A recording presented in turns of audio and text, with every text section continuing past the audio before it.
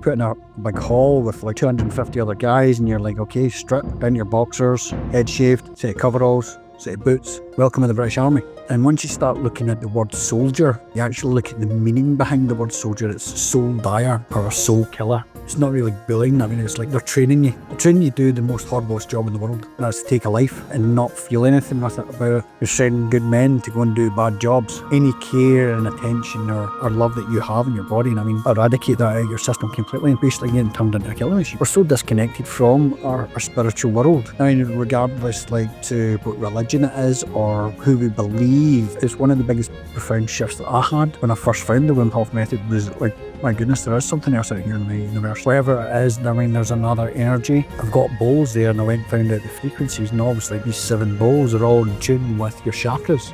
Each chakra's got a frequency. And there's a kind of a light bulb moment. I was like, okay, I've retrained the capillaries in my hand for more blood flow, and I was like, okay, there's something behind this. That I actually started having these spiritual moments, these changes of consciousness through drugs. Here was me having them through breathwork. And I'm like, what the hell?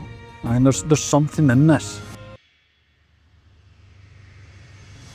Hey everyone, I hope you enjoyed today's cinematic.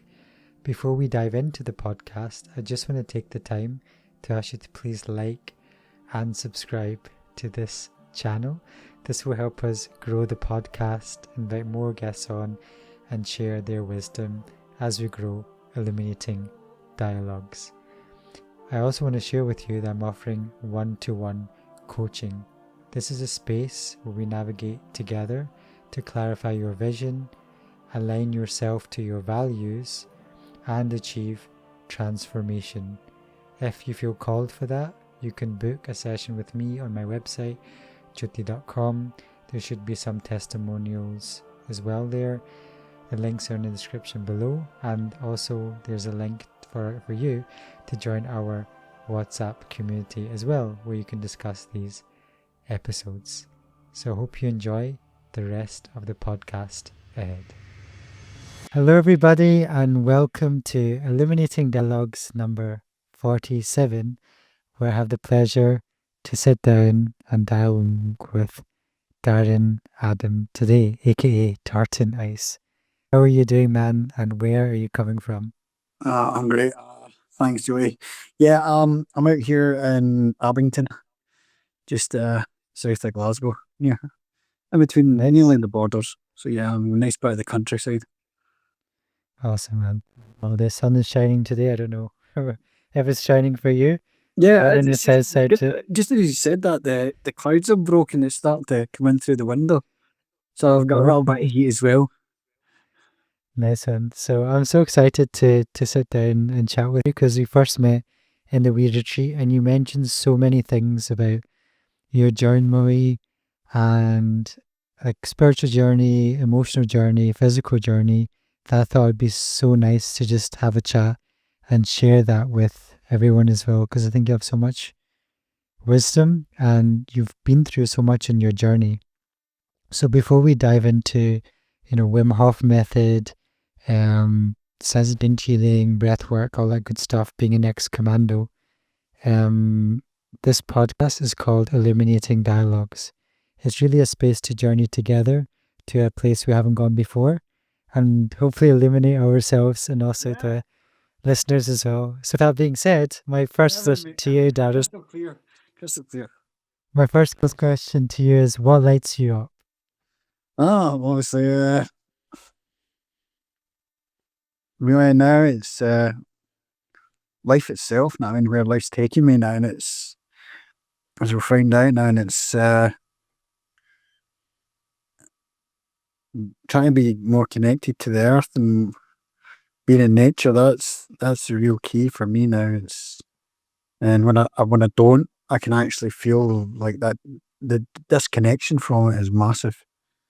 So it's, for me, it's important to be at least in the grass or in the cold, at least like every day. So yeah, now and then from there, it's obviously my son, but again, coming from the heart, leading from the heart as well. Yeah, that's super powerful. And one of the things I found since COVID times is like, I never connected much to nature before, But when I started to connect more with nature, I started to notice how much in the mental I was and other people were. And then like nature's basically my lifeline. So I really love what you shared. And I'm just wondering if you could help share kind of your journey into how did you start to join the the commandos, sorry. How did that whole journey start of just going in and from your early teenagehood? If you could share that Well, with us. yeah, no, and it's grew up pre-internet, pre-mobile phones, pre-digital. The only digital thing we had was a watch at the time, I reckon. Wow. The late 80s, I started getting into, I'd say, like acid house music, rave music when it first started. And I was only like 13, 14 at the time, then went through, as young kids do, as teenagers we did, we were quite mischievous, and I mean, but then we started to experiment with recreational drugs through the rave scene. But then that leads to other things now, and it's like, okay, and I mean, it's like, it led us into like crime and stuff like that, and it was like car crime. And I was like, there's more to life than this. Three of my friends got arrested and jailed, and a few of them had joined the army, and I could see the difference. It was a kind of a light bulb moment where it was like at that young age, 16, 17-year-old, I thought, well, I've got two choices in my life. I can either join the army or go to jail. So at that point, my choice was to go and join the army. Because now in school it totally failed me. Now it's like, found out when I was 33 that I was dyslexic. And throughout my school education at the time, it's not like today. I mean, where they run tests for the kids and stuff like that, and it's more recognised. Back then it wasn't. It was just, you were just called stupid. So or told to go on with it, or you're put in like the special education class. Again, you felt discriminated when you put in those areas. But again, that's what led me to join the military. Thanks for sharing that. And I know from conversations with my mum, she's born in Glasgow as well, and like through conversation with her and her generation, like they were just saying like if you just it was very rigid. So if you're basically this little big gal in there in that system and that matrix, you're basically like not honored or you're not part of that system. And why do you think like a lot of young men go into crime? Is it like nothing else I think for them to go into? Or I think they maybe see it as it could be one way, or they might be feeding in an addiction, which is obviously, we see addictions as well. And I mean, that's people have addictions because they're suppressing something emotionally. But again, if not, I mean, it's I think it's a lot of disconnection from their family now, and they're not getting emotional attention or support from their caregivers, their parents and their caregivers. Because I know me personally, and I mean, that time when I was growing up, and I mean, my dad's ex-forces as well, and I mean, to show kind of like there was a dog cuddle here and like that, but nothing like loving. My grandmother was very strict. My grandfather was the one that gave me the most emotional support when I was a kid. But even at that, I mean, it wasn't enough. I mean, I wasn't brought up with my mother. My mother left me when I was 3-year-old. I mean, my sister, she had left me, like, abandoned us at my grandmother's doorstep. So that, again, there's all these adding factors that could lead somebody into crime. I mean, but now later in life, I look back on it and see, right, okay, as parents and as the older generation now, we have to look at and give. There was a perfect example there I spoke about. I done a post on it the other day there, and it was about how we just put money in a birthday card to the kid, give them the kid the card, and we hope that'll satisfy their needs.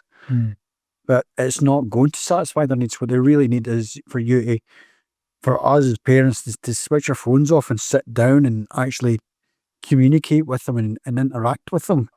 And if we're not doing that, the kids are going to feel, well, rejected. Then they've got to go out and they've got to look for something else to stimulate them. And if they are coming from like maybe a deprived background, I mean, they're going to turn to, as I know myself, I mean, we became like mischievous, or we turned around to doing stuff that was kind of like antisocial. I mean, you go away, you'd turn to drinking and stuff like that. I mean, hiding it and stuff like that. So yeah, I mean, I believe if we're going to really make a big difference in society in the future, we have to sit down and look at our own behaviours and how we're connecting to or disconnecting from that kind of structure and family unit that we should be having with our kids, that connection.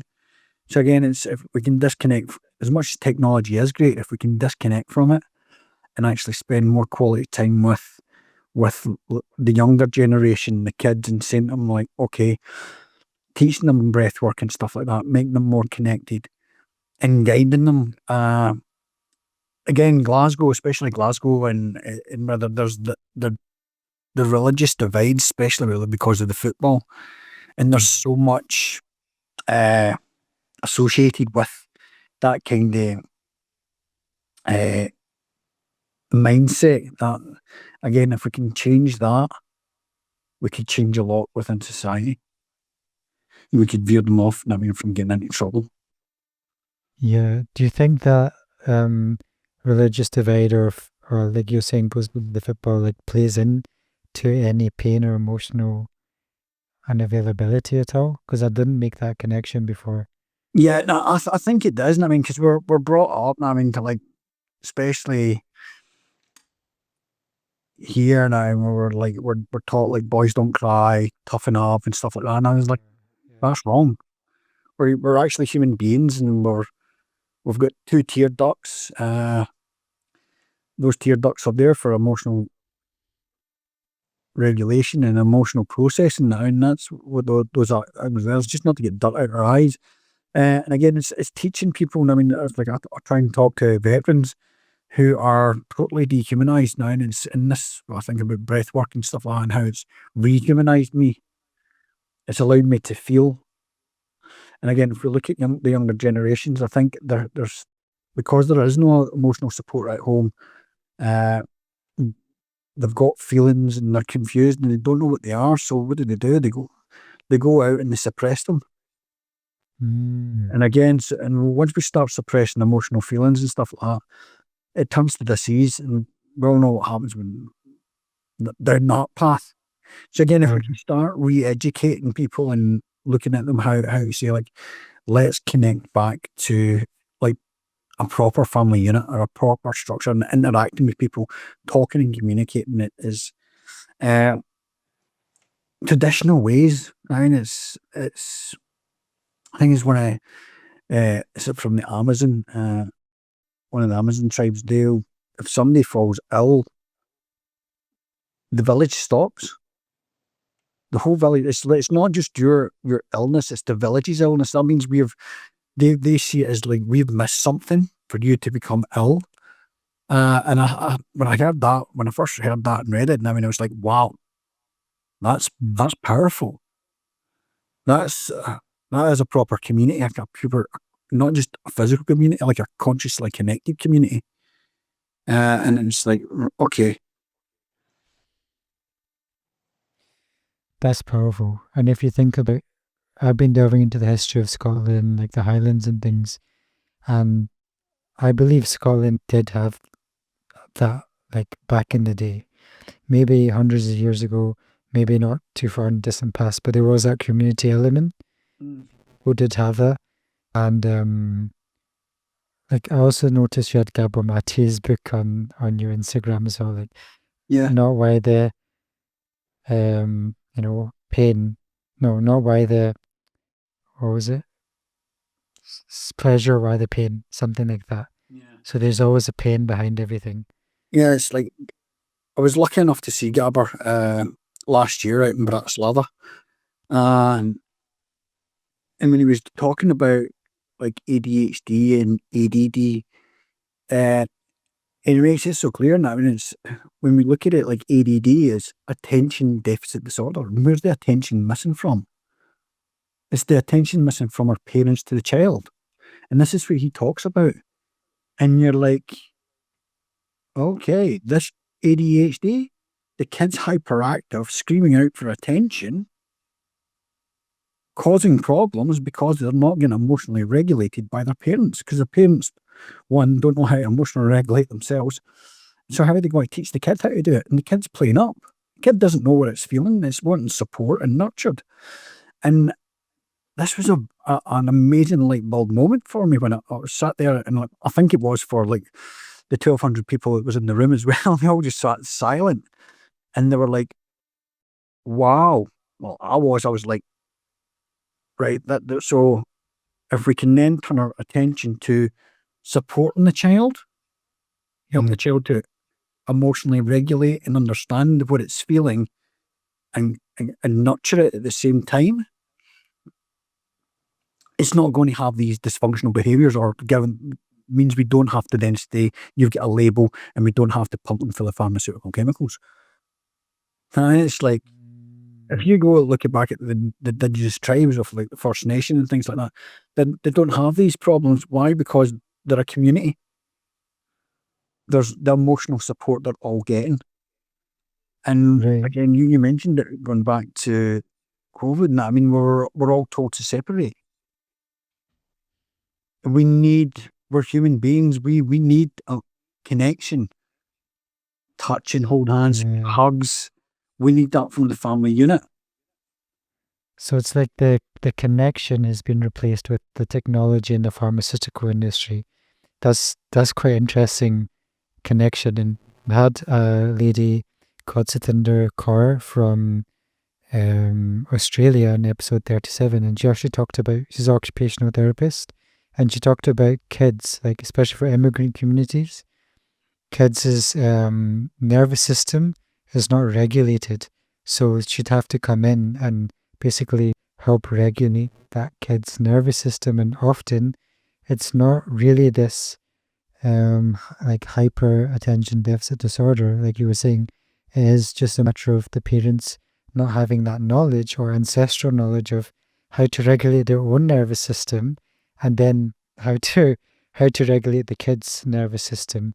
So it's, we'll get into the breath work and stuff too. That's so true. And I mean, it's like, I mean, my whole life I've been living fight or flight mode.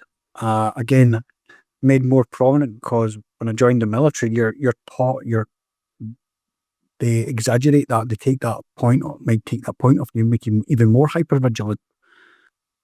You're always on guard now, and you're always scanning for the danger. And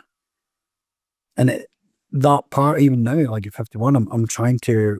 That's why, like, when I look at my breath work and things like that, I'm down regulating my nervous system. I'm basically doing what you were saying there. Like Wim said, now it's like reteaching myself how to be a human. Now, because the military does totally dehumanize you, not to feel anything. And you mentioned that when we were talking last time, last year, that it dehumanizes you. And I want to go deeper into that because we had a dialogue previously on like Sikh warriors. It's like the tradition I'm coming from, where they actually take musical instruments in the battlefield. So they fight during the day. At nighttime, they would sing. So that would regulate their nervous system. So that was like a way of kind of being human but at the same time fighting. So I'm wondering if you could paint the picture of like your journey. What was it like just being young, going into the commandos? How was that to be among other men? What was kind of the mindset like? Yeah. It's well, I Was it an 18-year-old, I mean, young lad from Scotland, went down into London, and walked through the camp gates, and it was just instantly now, and you're like, okay, put in a big hall with like maybe 250 other guys, and you're like, okay, strip down your boxers, put your bags in the corner, strip, head shaved, set of coveralls, set of boots. Yeah. welcome to the British Army. Stayed there for 18 weeks. So now it's like there is, you hear about bullying and stuff like that in the army and stuff like that. The way I look at it is it's not really bullying. I mean, it's like they're training you. They're training you to do the most horriblest job in the world. And that's to take a life and not feel anything with it about it. And it's like they're sending good men to go and do bad jobs. And it's the whole dehumanizing of humanity. Any care and attention or love that you have in your body, and I mean, it will eradicate that out of your system completely. And I mean, it'll basically being turned into a killing machine. So, and I've got nothing bad. I've never had a bad experience in the military. And I mean, I left the military after a motorbike crash, and I've been looked after by them.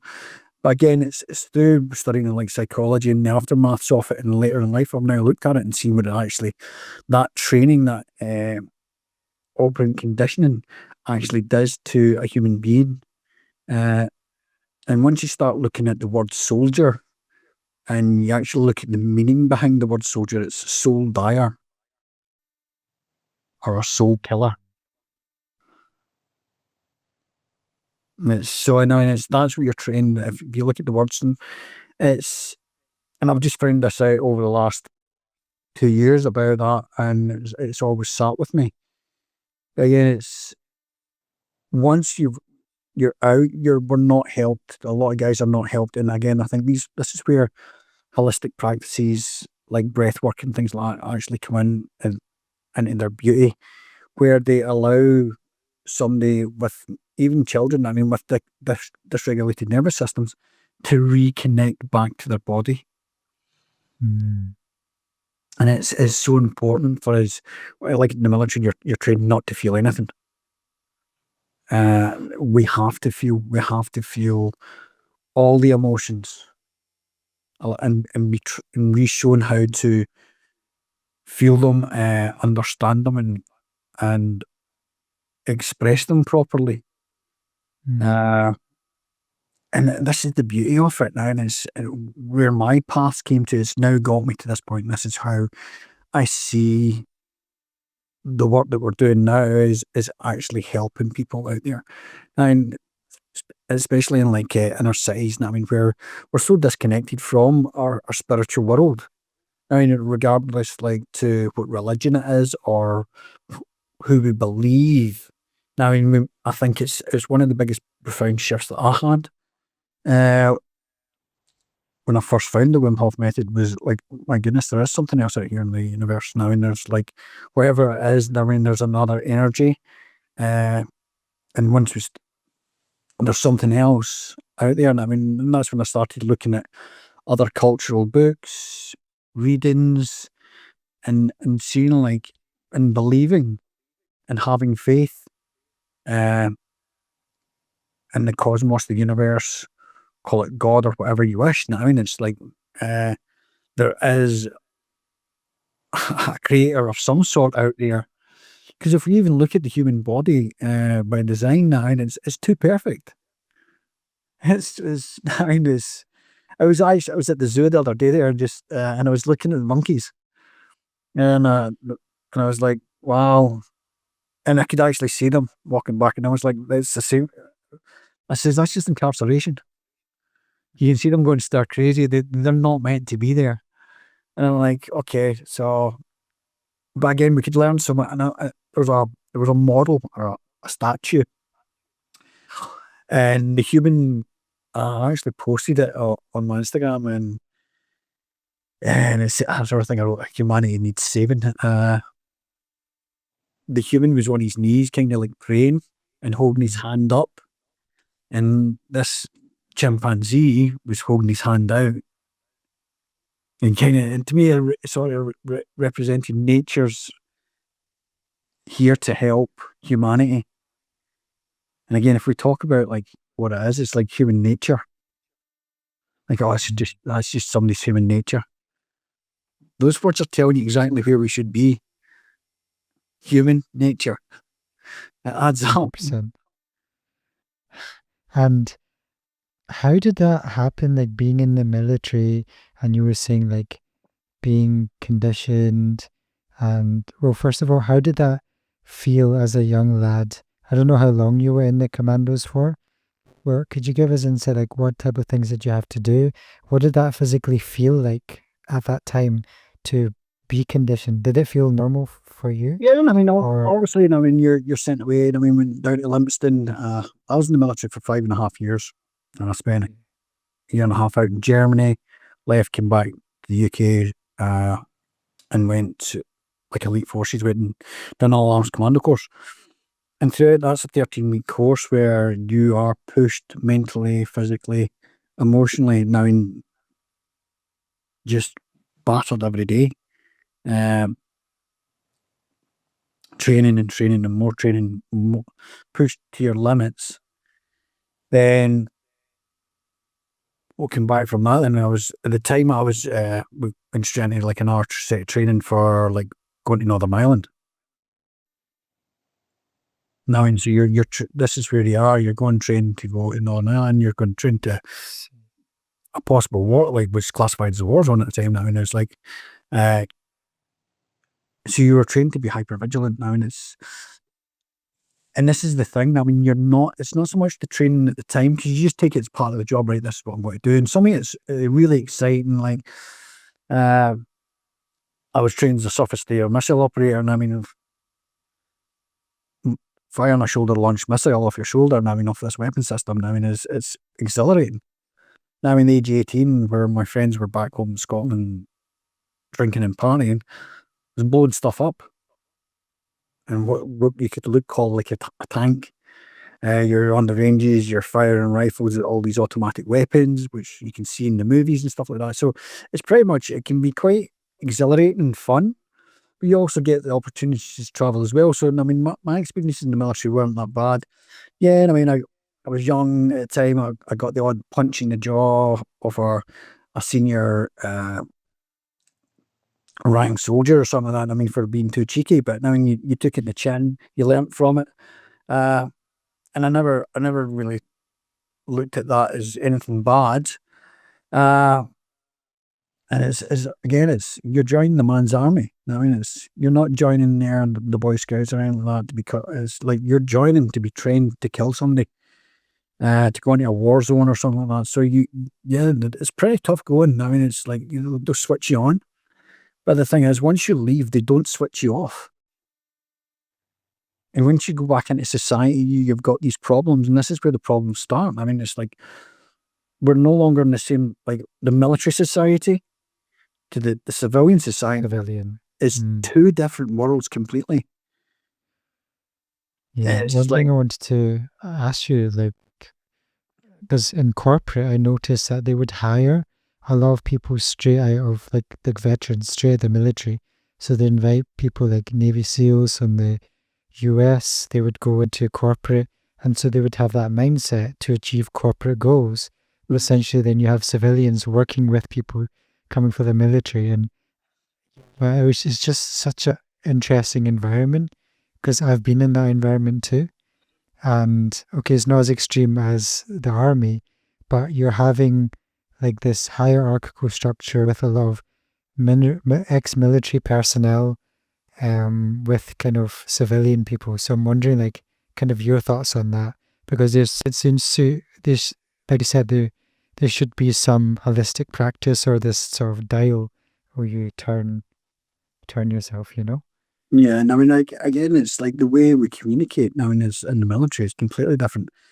It's like, how can we actually function in, like, civilian jobs? I mean, because we swear to each other, we call each other everything under the sun. I mean, it's part of the job, and I mean, you just take it. I mean, it's if you see it in most, like, like in a corporate world, you're probably disciplined now, and it's like, you give them a massive complaint with HR, like, oh, he's called me this, he's called me that, and it's like, a lot of my friends, I mean, they'll say, like, you've joined the snowflake generation, and they're like, you're a snowflake, and you're like, what? And it is, it's tough, and I mean, you physically demanding, mentally tough, and I mean, just everything like that. I mean, it's like you've got to go to do the job, and that's it.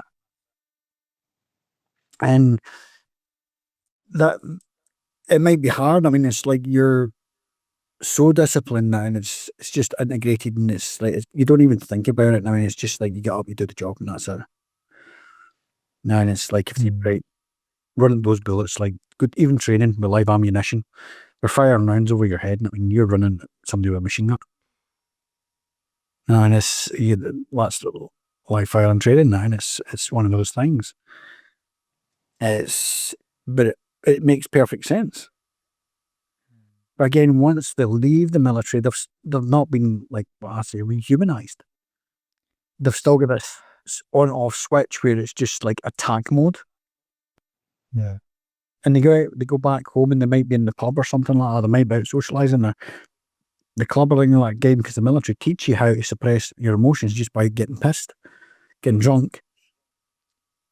And the guys will come back for tours of duty, and normally what I believe now that action is they actually keep them in camp for a while after a tour of duty, so they don't just go out and like explode. Because I mean, it's like they'll have all this emotion inside them. Again, they're not regulated to. They're only regulated to experience like controlled anger. I see. So that's probably why you'd have that like stereotype of the military guy, like drinking a lot, right? Because of the suppressed emotion. Yeah, I mean, it's like when I was young. I mean, it's like we grew up in it. I mean, it's like right, you're going to the pub. Got you. Even down, I mean, it's like you're talking, like you go and lift a glass, raise a glass to the guy that never came back, type thing. And it is that way. And I mean, it doesn't solve nothing. It's not going to the root cause now. It's like I know friends now, and it's who have got a lot of survival guilt, and they don't even actually understand what the feeling that they've got. And I mean, it's like, what is guilt? How does that emotion feel in the body? Where is it sitting in the body? And if you look at the big three, fear, anger, and grief, and they're the ones that will like knock MD flying. When they're all interacted. And I mean, it's like being hypervigilant, trained to be hypervigilant. You're being trained to be constantly aware of a threat. So you're basically then living in fear. I mean, no animal, any animal on this planet can live in a hypervigilant state or the fight or flight mode because it's so damaging to the body. Yeah. Because we're producing that much cortisol and adrenaline. And again, once we can get them out of the system and start getting them to reconnect back to the body and understand what's actually happening with them. I mean, I'm 51, as I said. I mean, I'm still learning how to emotionally regulate my whole nervous system. Wow, it's fun. That's so interesting because when I was doing these lots of meditations in corporate, although it's not as extreme as the army, you still got high-paced tickets. You got to like work towards this KPI. Like people are just like working to these limits. Like not just one company, but many companies around the world. I've seen many people in burnout. You open that mountain, everybody's suffering from burnout. And so it's kind of like this kind of same thing, but for the civilians. And so everyone needs to learn that. And I'm just wondering, like, how did you step from being in that state to opening up into like the universe or spirituality? Was that before Wim Hof? Or was No, it was actually fun. It was through the Wim Hof Method. Maybe I'd always knew there was something else there. But how did you find Wim Hof? Therapy. I went to a psychodynamic group therapy session. Was asked to go along to it in here. So it was like an all-day thing. It was like 8-9 hours where we'd sit in a circle and talk about like certain things and like with a therapist. So I went to that, and here was this guy talking, like took us through some breath work. It was the first time I experienced breath work, and I'm like, so I find most people that haven't experienced breath work or haven't heard of it, they always say, I know how to breathe. Well, breathing and breath work are two different things, and most people are breathing wrong anyway because they're breathing through their mouth. So yeah, and it's and it's like that's for breathing, that's for eating. And it was during that. I mean, it was at the time I was studying psychology, and here was me thinking I was going along to like spectate. No, I was participating. And it's a kind of a thing I laugh back to at myself now. I was like, yeah, I went in there thinking I was just going to be spectating. Next when I was part of it, and it was like I was actually participating, and it just sort of unrolled this whole magical journey. Uh, so yeah, and I mean there after that, so we did some breath work. And I didn't think too much of it, but I thought like the guy that was talking about Wim Hof Method for your mental breathing in cold water, don't talk shite. I was like, but again, it was like that. You know where we are. We are in a group therapy session now and with a trained therapist, and you're talking about breathing in cold water. It's got to sort us all out. Like, no, it's not going to happen. But unfortunately, fortunately, the seed was planted. And I went away and did some research into it and looked at who Wim was and stuff like that. And I was like, okay, great.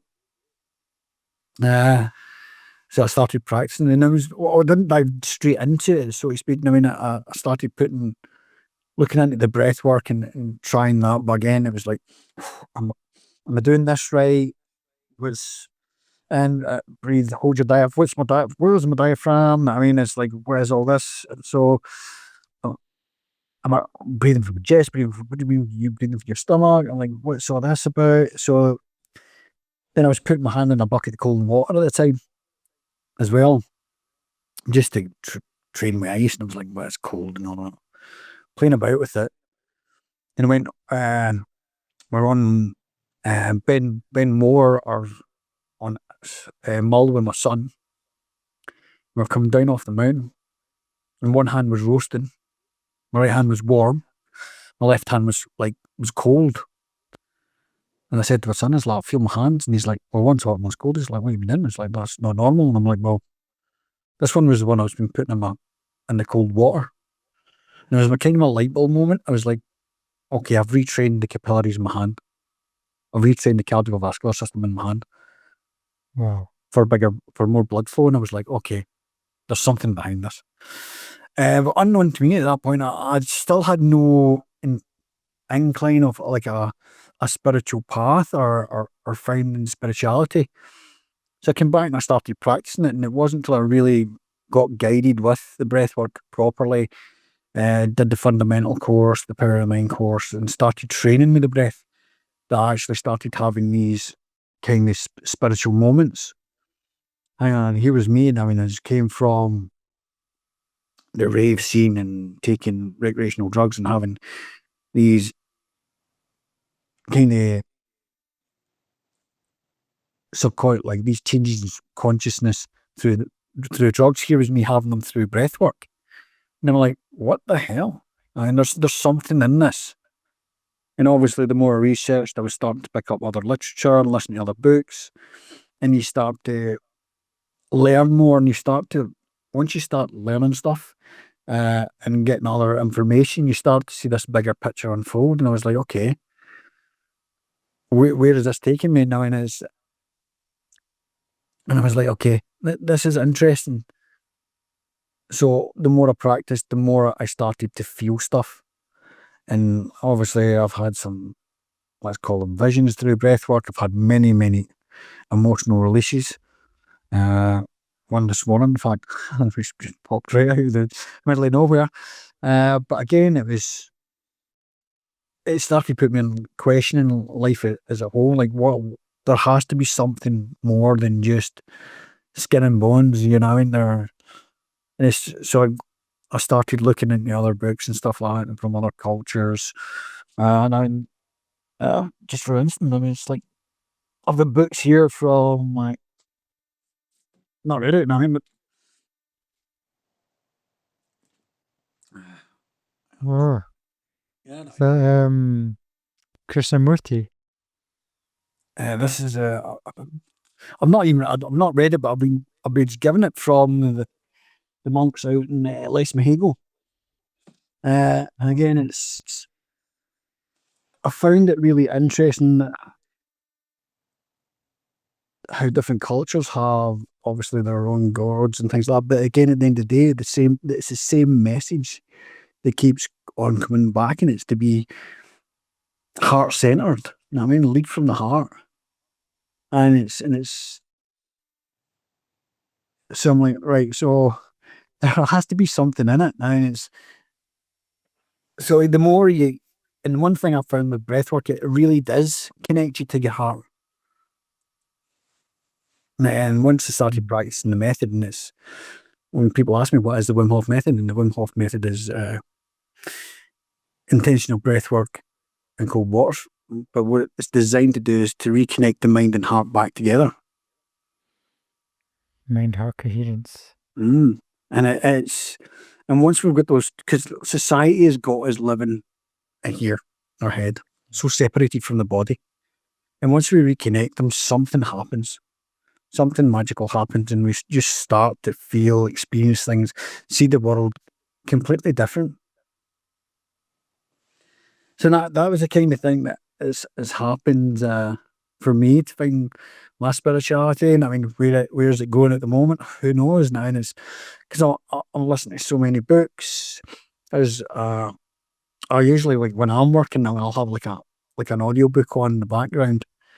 And the one I was listening to was The Game of Life and how to play it. It was written in 1925.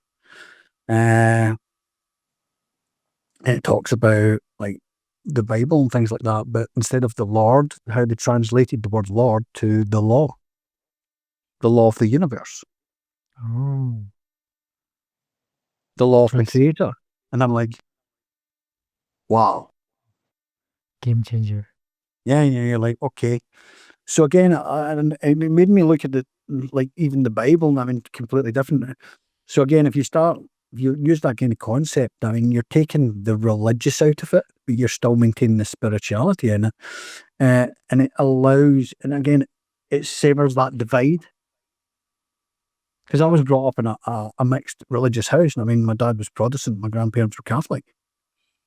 Now, and I took nothing to do with that. I despise religion. More wars and more people have been killed through religion than anything else. But again, if we can, spirituality, I mean, that's a different boat completely. And it's one I'm glad I've found. It's something that I never had my whole life. And here was me, like 7 years ago, I started to find it. I started to believe there is something. And something greater than us human beings. There is a power out there guiding us.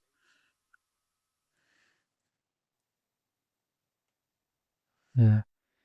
And it's amazing how you transition to that from all the way from, like you were saying, your youth to this context. Is this unfolding? It's so beautiful to hear this journey. And I'm just wondering, like, what took you after you came out the military? What took you into this wanting to go to therapy or wanting to seek these things? Was it because it's quite easy just to go to the pub or to go through other things, but what made you essentially try to seek in psychology or seek for answers? Well, at the time it was since leaving the military, I mean, I left the army through a motorbike crash, left me in a wheelchair for best part of 2 years. I had to learn how to walk again. I was on life support for 4.5 weeks. I was back in 1995, but then there was 2 years of recovery. I then just started getting back into a normal job and work. But I eventually found myself working in social care for adults with autism. And then I worked in that environment for 8 years. So in that environment, I was learning social care practices. You were delving into psychology. Again, you look into mental health, mental well-being, not for ourselves, but for other people as a caregiver. So again, and that's kind of the path that got me onto the psychology route. So it's like, okay, eventually I was like, right, I'll just go and do my degree, because I'm like educated HNC, HNDs, and social care. I thought, right, do you know what, I'll go and do this. I'll go and get my degree in psychology and counselling. And it was like year 2 of my degree. It was like, that's when I went to this therapy session. But at the same time, I was just working away. Again, self-medicating. Coming home from work, super stressed, drinking beer, have a glass of wine, wake up in the morning, have coffee. And once we start looking at what these actually do to the central nervous system, it's insane. I mean, like, 1 cup of coffee stays in your system for 12 hours. And what does caffeine do? It stimulates your adrenal glands. What do your adrenal glands produce? Adrenaline. So you're in this, again, your central nervous system's in fight or flight mode. So I was coming back home, drinking, come the weekend, hitting the recreational drugs again. And I had no way of understanding how to deal with all these emotions that I was feeling. I was super stressed, and as you say, we're going into burnout. And I was like, what's happening? So I had no way to actually understand what was happening. My body had all these feelings and things like that. Again, trying to push and push and push. And then I found the method, and this started to change things massively. And I mean, I could start to regulate my feelings. And once you start doing that, you can start drinking less, start making these changes, stop drinking coffee and things like that. So I made these changes in my life over the last 7 years. Now I don't drink alcohol at all. I still have coffee now and again, but I have to be very careful in how much I consume, because it can instantly, like, if I have if you think a double espresso, I could not drink that. The effect that has on my central nervous system, it just sends me absolutely scatty. And it's like I've got no control over my thoughts, my feelings. It just, and it's like the joke says, drink coffee and do stupid stuff fast. It literally is like that. I mean, it's such a powerful stimulant, and we forget that. But it's so readily available, and it's like socially acceptable to drink this super powerful stimulant. And we don't realize being in that same state, that same flight or fright state. Yeah, I mean, it's like, I was drinking at one point, I was drinking like 10 cups of coffee a day. So if it takes 12 hours for 1 cup to come out of my system, the maths is not that hard to do. And I mean, it's like my body was in total stressed out mode. And once I started, say, practicing the method and started self-regulating, it made big changes. And you also mentioned like the relationship with like children, or perhaps your son. And so having this unregulated nervous system, you're mentioning push and push and push. And just in case there's any fathers or parents out there, does that then mean you're putting extra pressure on the child, or you're going to be dealing with them in a certain pressured way as opposed to nowadays? Yeah, no, I think you are. You definitely are. I mean, if you're highly strung and stressed out, I mean, that environment is got to where it is, you project it on your child. Because again, your kid looks at you and sees you running about super stressed. I mean, that environment is then a stressful environment for the kid to be in. And so again, the kid's then learning to be hyper vigilant of you. And I mean, because you might be super stressed and snappy and angry or crabby because your work's not going great or whatever. Somebody's cut you up. You come home and you're shouting, or you're having an argument in front of with your partner or something like that. That will definitely have an effect on your kid's central nervous system. And again, they're going to be walking on eggshells. And unfortunately for me now, and it's my marriage failed because of how I was unable to regulate my nervous system now, and it's like I was just regulated at the time with alcohol. And obviously it just broke, the relationship broke down. But luckily enough, when we were breaking up and stuff like that, we agreed on never to argue in front of our son, which we did. My son's light years ahead of me now, and I mean, he's like so centered, so balanced, practices the method, has his own routine and stuff like that, cold showers. And then you're like, and I love seeing it. I mean, I love seeing how balanced he is, even though he's came from like a split family where, but me and his mother actually have like still gave him the same focus and the same attention that he desired, or he needed as a kid. And he's turned out he's well balanced now, and so it teaches me a lot of things. That's fantastic to hear. Thank you for sharing that, because I think it would help a lot of parents from different backgrounds to resonate with that story. And for people who they might be in a dysregulated state, whether it be coffee, whether it be coming from that environment, whether it be work or phone addiction, if we can get into like the Wim Hof Method and cold showers, because that's banded about a lot. I actually heard of Wim Hof through a podcast called Dr. Rangan Chatterjee's podcast, Feel Better, Live More. When I was doing teens and mentees, shared I was first listened to Wim Hof, and I actually did one of his live streams. And for me, that initially released a lot of anxiety, because I love social anxiety through being pressured in like exam systems, etc. And that helped during COVID times. So I'm wondering, from a more expert point of view, some of his practices, what really is this breathwork method, and what does cold showers do for us? Right, first of all, I mean, we practice, there's good 3 pillars. Okay. You get the base pillar of the 3 hexagons, that's your mindset.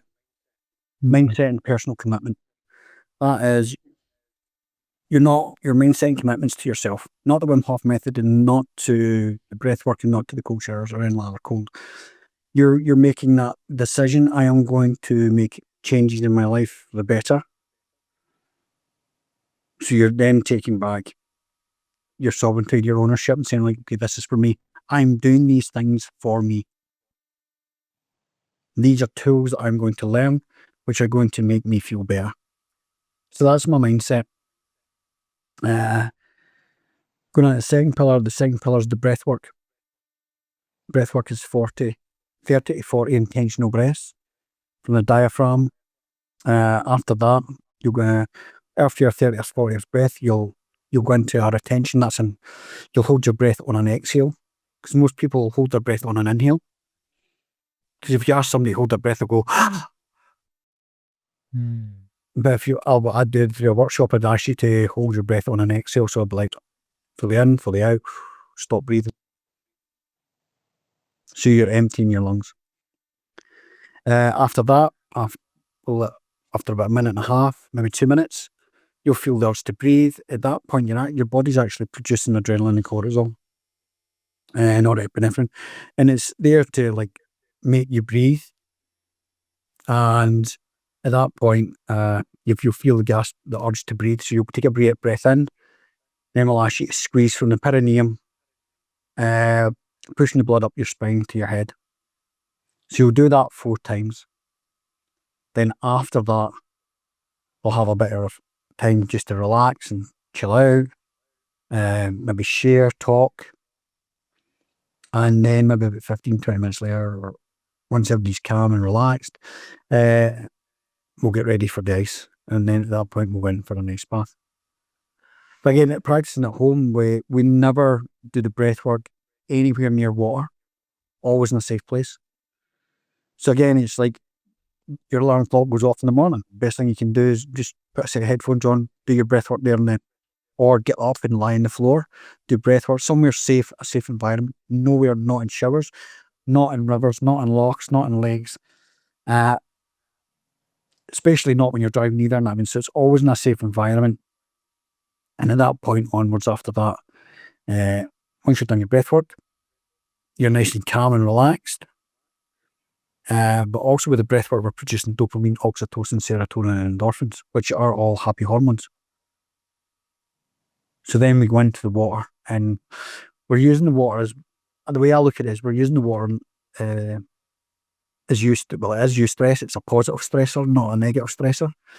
But I also, a way I like to look at it is where you got to use it as like a turbo boost.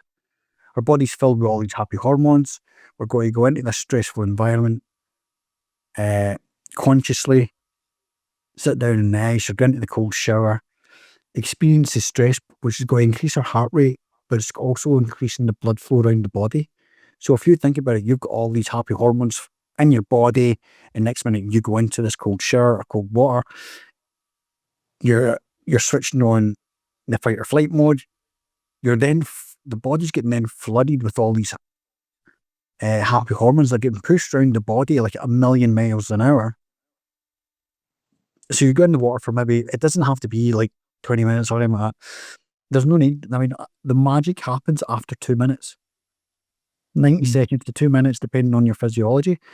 That's when the magic happens. Any longer than that, it's just fun. You're not really getting any more benefits from it. So we're going for 2 to 3 minutes at the max, then come out. Then we'll look at warming up and letting the body heat up naturally using the horse stance. And so the 90 minutes, seconds to 2 minutes, depending on your physiology. So I guess if you're a bit more on the skinny side, it would be less time. And then I would take time to put the body into that state, right? Because I started doing cold showers, and I don't know if it's right or wrong, but I put it on my body, but then I put it on my head. Like, should it go directly on the crown and breathing at the same time?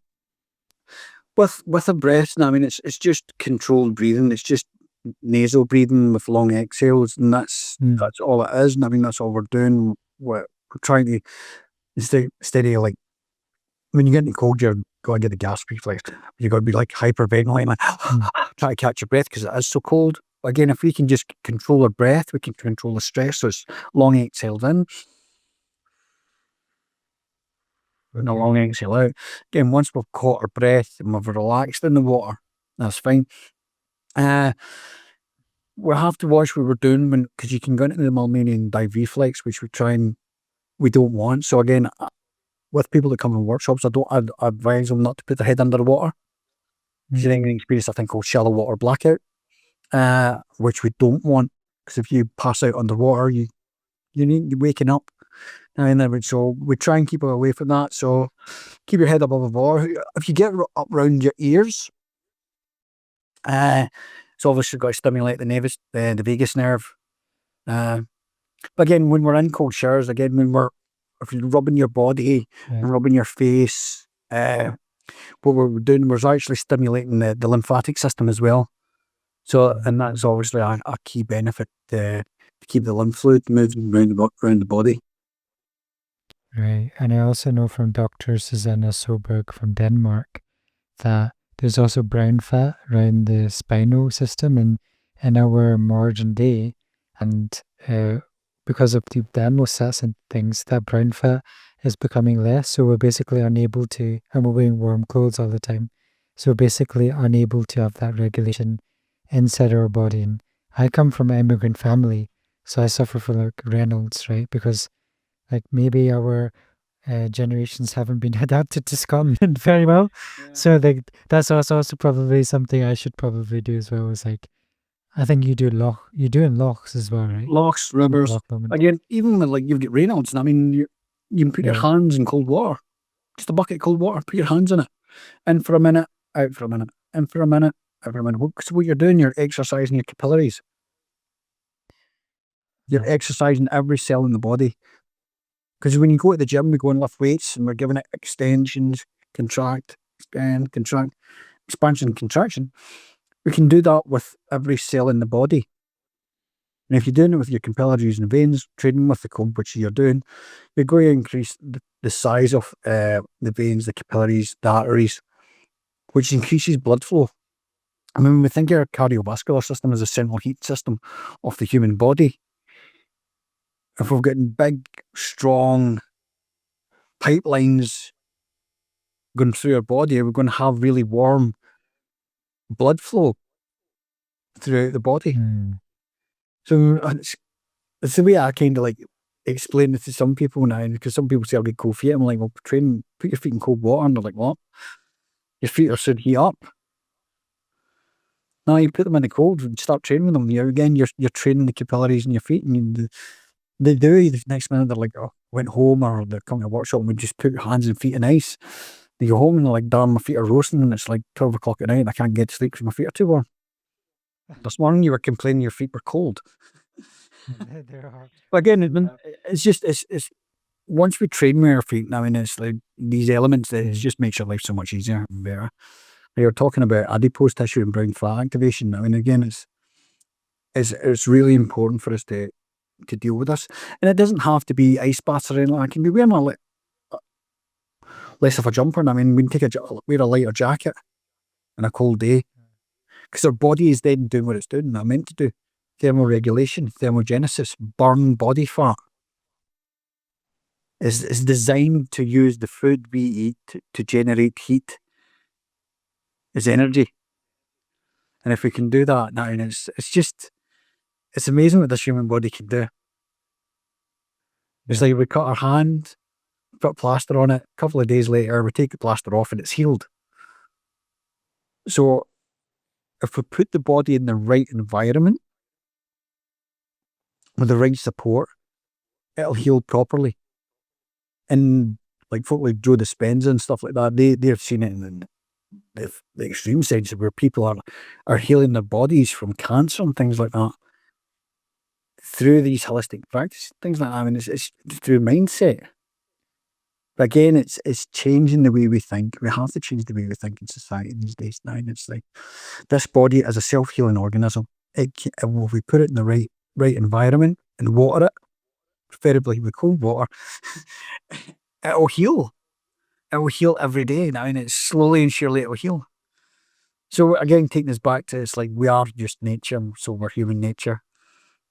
We're no different from a plant in the garden. It's true, and we've forgotten how to use this because of the systems and environment we're in.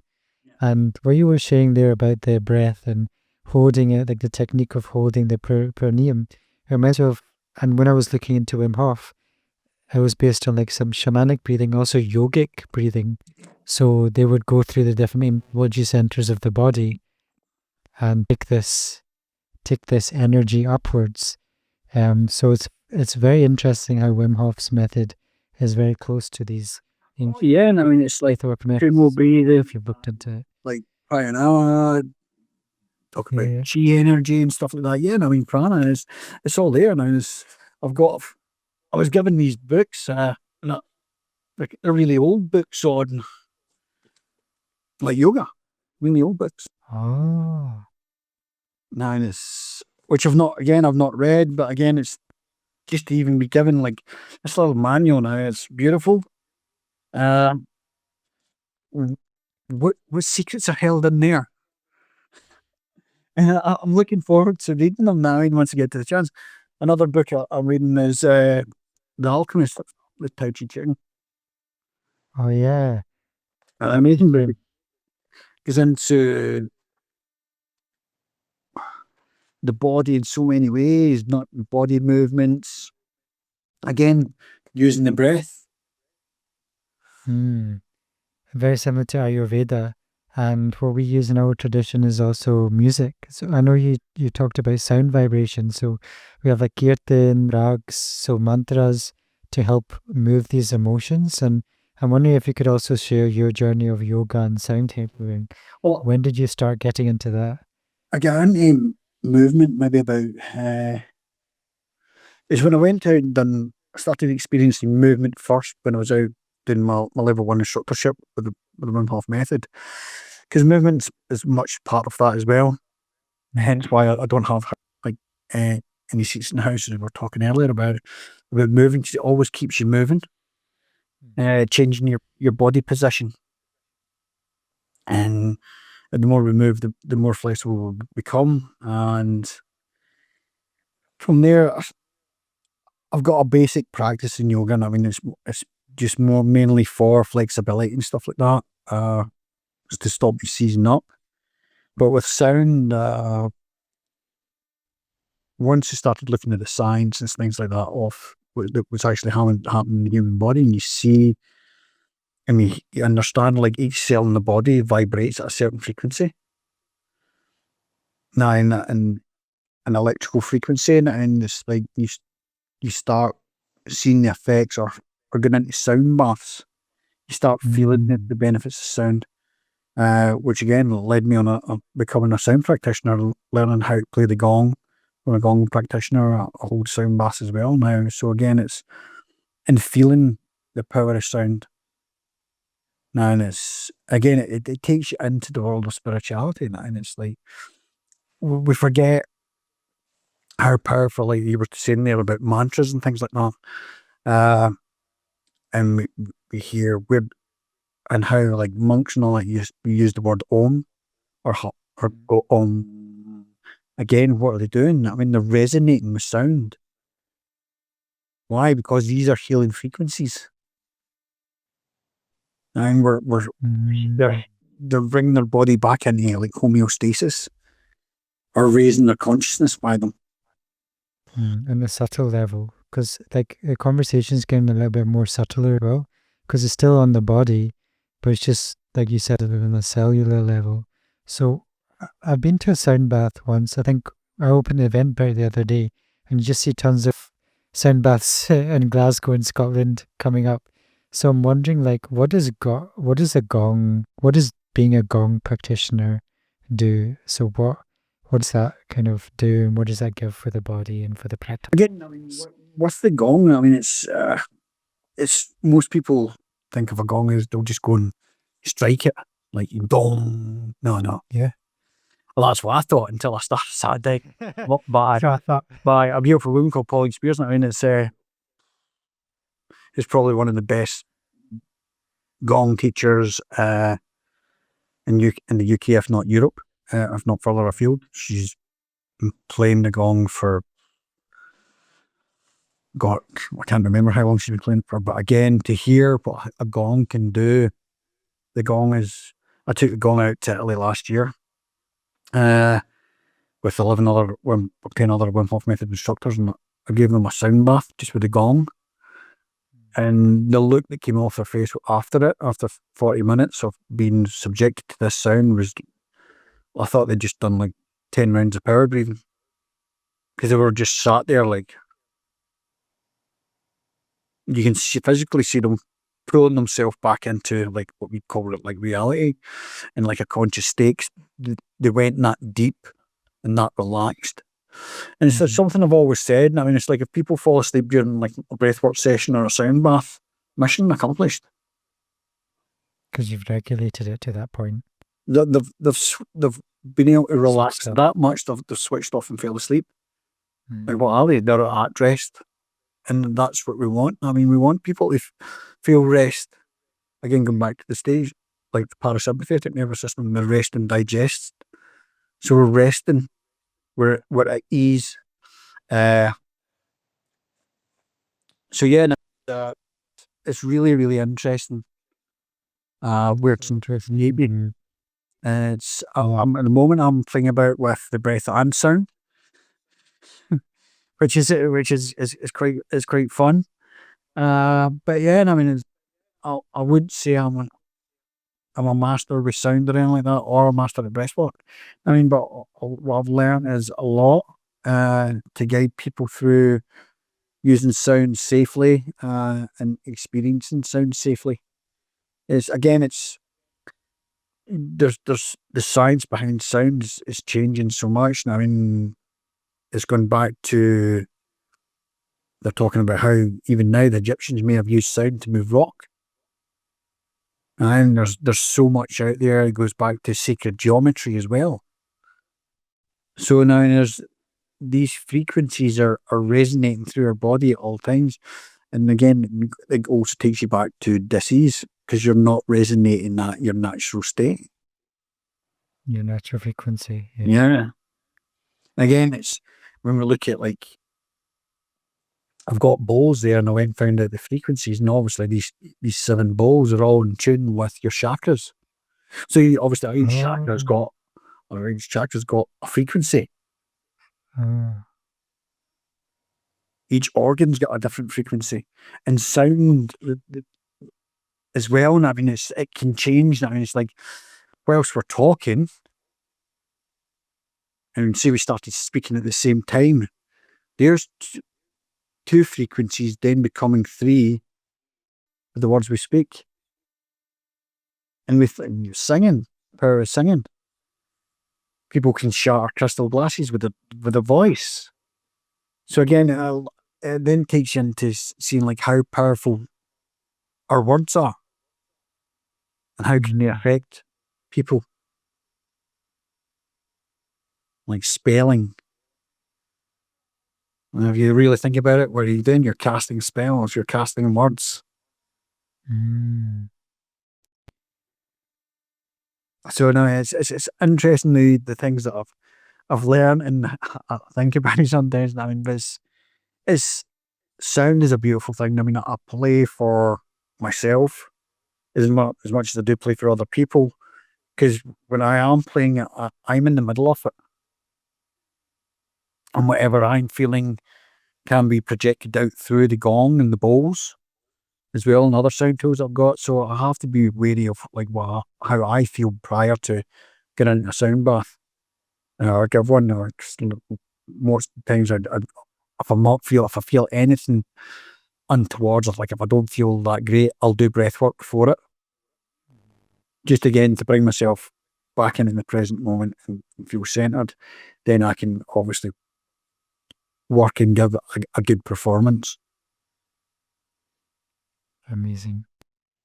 It reminds me of so it's called Nad yoga. So Nad is like the sound or vibration.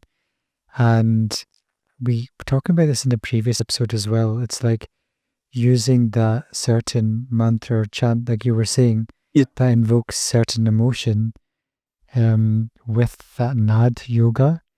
It's called Kirtan. So you'd combine the mantras with the sound and the singing and the instruments to cause in the person and also in the event the changes in the people, so their heart can resonate at these different frequencies.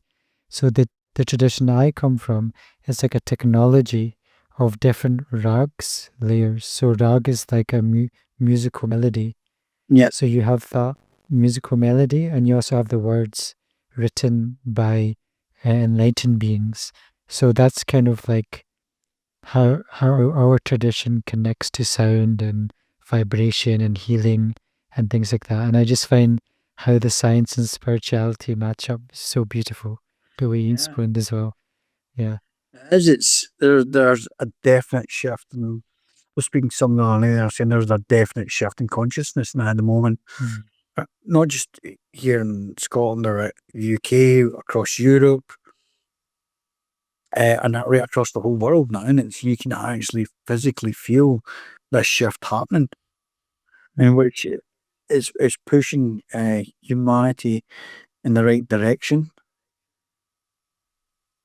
So we just have to keep sharing the word and keep going and see what happens. And you were in Europe, you were mentioning as well. Like, I don't know if you want to share anything about how you felt that journey was, or like, yeah, how you felt was connecting to different cultures and people on the journey as well. The funny thing is, it's the heart centeredness that connected us all. I've been traveling from like here in Scotland all the way out to Holland, from Holland down and through Germany. Went down to the Shaolin Temple in the south of Germany, from there through Austria, right up through into Bratislava in Slovakia. Every person that I've met, they're all, and this is the thing, I mean, it's like people are like, oh, wasn't it scary? I'm like, no, it wasn't. I didn't meet anybody that was aggressive or angry or like dangerous or anything like that. They're all just nice people. and this is the thing now. And so again, It goes back to one of the things that was taught by a woman, by an Austrian woman called Krista Gilda. She told me, Darren, she's like, Darren, you don't have to feel 100% safe. All you have to do is feel safe enough. Mm. And it was quite a profound teaching she gave me with that. And it's something that stays with me now and again. It's because we live in a society where we're all scared and we're all looking over our shoulder. And I mean, where we shouldn't be. And I mean, it goes back to keep us dysregulated. And the more we can embrace each other and come from a heart-centered area, and I mean, we're going to change people's perceptions and living in fear. And I mean, and again, that again will change the effects of how children, the younger generation, are now growing up. Again, they'll be able to embrace each other regardless of their culture or their religion, their creed, their colour. I mean, it doesn't matter. I mean, it's where it's coming from, and if we're heart-centered and heart-led, it's going to make a massive difference. Absolutely. I think just being heart-led is that shift like you were talking about the start, the brain and the heart. And I was just also wondering if you have any insight into maybe why the social structures are this way, how people can begin to recognize that they're in this structure that's keeping them in fear, or maybe why this might be the case. I mean, it's the powers that be that I think they want us to be in fear. Because if we're not living in fear, and I mean, if we are living in fear, we're not reaching our full potential. Again, as human beings, we've got so much potential out there to give. If you're scared to go out of the house, or scared to embrace something new, like somebody else's culture, or go and experience and sit and listen to other people's wisdom, you become narrow-minded. And obviously, one of the books I was reading was talking about how this actually hardens the heart. Mm. And so now, and if you're, which again leads to a hard heart. I mean, it's like, you don't want to have a hard heart. I mean, you want to have an open one, and see the divine human in somebody else now. And it's like, what is that person? I mean, that person is another conscious being now. And again, it's going down to their education. They're just being taught the wrong stuff. If we can teach them the right stuff, the change in society is going to be massive. Wow, that's powerful. It goes back to the education, how we were taught, how our consciousness is being suppressed. Now, and you could go down rabbit holes to looking at, like, why is there fluoride in the water? Why is there fluoride? We're told to brush our teeth with fluoride and stuff like that. Yeah, and it's like, people are like, oh, it's conspiracy theories. But is it? And fluoride is not naturally produced by the body. So why are we putting that in the body? We know boiling water kills any bacteria in water. So there's no need for fluoride to be in your water. Mm-hmm. So again, we can do it because so what is that fluoride that is in the water, or is in the toothpaste, doing to the body? Like, even the chemicals, I mean, deodorants and things like that, you're spraying chemicals on your body. The skin is the biggest organ. It's absorbent. We absorb things through our skin. It's going into your bloodstream. It's going into it'll go into your brain, the blood-brain barrier. Now it'll get into every organ. So again, we can look at these things. It's like, why are we? What are the effects of this happening? I mean, you see, like, when people went into like these indigenous cultures that had no connection with the West at all, and as soon as the Western people started getting into these areas, now they started becoming ill. Mm. Oh, hang on, you're living in the jungle. And they're like, oh, we've got this. Like, we're not. The Westerners brought the disease with them now, because they were living. These are the people. These are indigenous cultures were living in balance with the planet, eating good food, natural food, stuff from the ground. We have to go back to this traditional way of living, I believe now. And it's like, is it possible? I don't know. I don't know if And it's more. we had a lot of conversations before about like how Britain also got kind of, or even like where does the word Western come from? How Britain with the Romans, like how people were living in balance before in UK Yeah. and the tribes, and then we also progress in the dialogue to the Freemasons and the Masons as well, and also understanding how what the power of water. So when you control the water supply, you're also controlling the frequency or the power of these structures as well. So we're these dialogues, we're slowly beginning to build a picture about how we can take back sovereignty of our health, but also maybe the political landscape and what's going on now. There's some wars going on, and everyone's addicted to their phones. It's kind of like spiritual warfare in a way. Yeah. So we're kind of like building this picture about the solution, but also the problem. And we're still a bit murky on the problem and why this. Yeah, I mean, it's, a lot of people think they're just conspiracy theories. But I mean, why do they keep on? These conspiracy theories keep coming true. I mean, they're actually proven now. And I mean, they're like, okay, these things are happening. And the effects of these like chemicals that are in like the food chain and stuff like that are having an effect on our mental well-being, on the human body. So now, I mean, there has to be, there is that correlation there. And I mean, the evidence is there.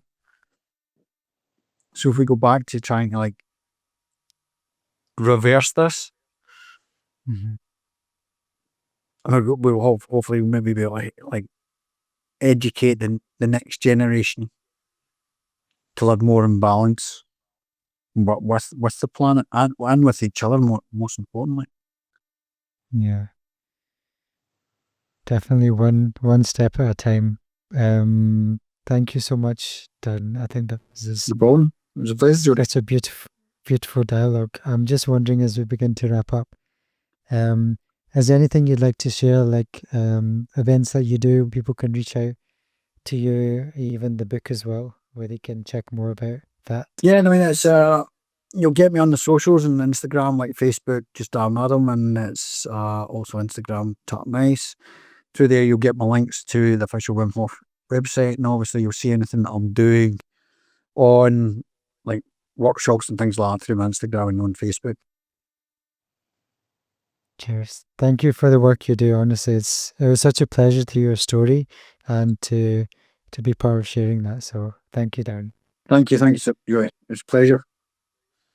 Cheers. Cheers. Thanks everyone for watching this. Oh yeah.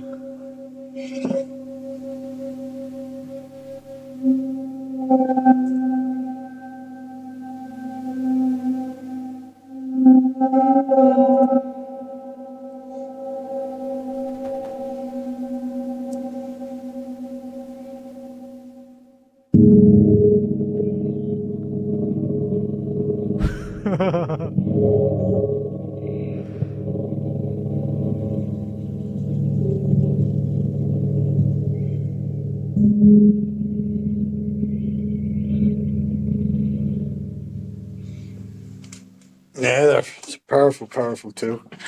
That's awesome.